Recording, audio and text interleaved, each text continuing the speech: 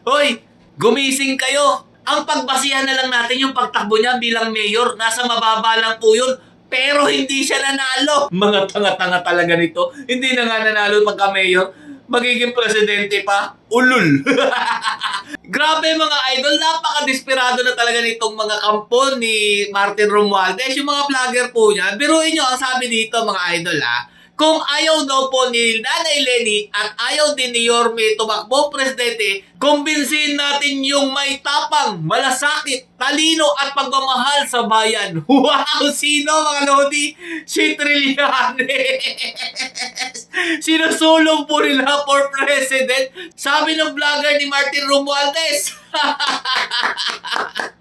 Alam na natin mga lodi, lalo po nagkakalinaw kung kanino po talaga nagsiservisyo itong mga vlogger na to. Hindi po yan kay PBBM nagtatrabaho mga lodi, kay Martin Romualdez. At kung mapapansin po natin, sino ang nagtutulak na makasuhan ang lahat ng mga kampen ni Tatay Duterte at aliado po ni VP Sara Duterte sa ICC?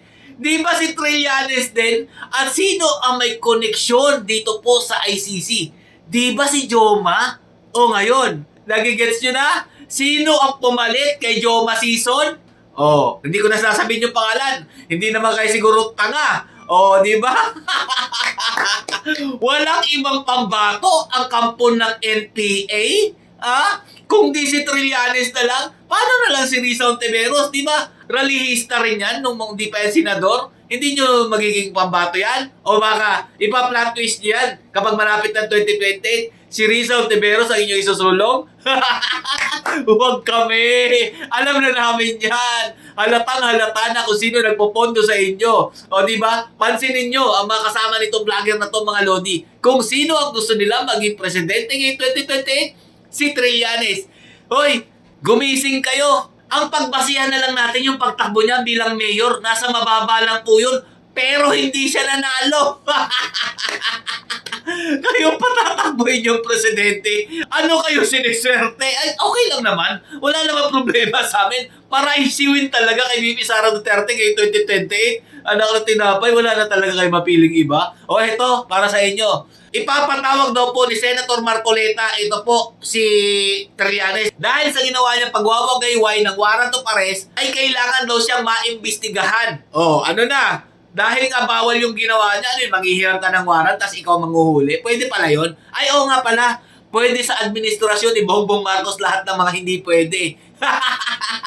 Wala namang alam yun Hindi niya nga alam kung bakit nagkaaganto yung kanyang gobyerno Di ba? Bakit tayo napunta sa ganto? Hindi ko alam. Ngayon, i-push nyo yan.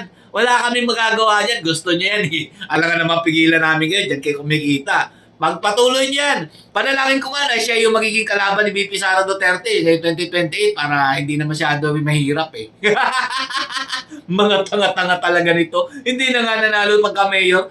Magiging presidente pa. Ulul. Hanggang dito lang mga lodi. Stay safe. God bless you all. Duterte pa rin.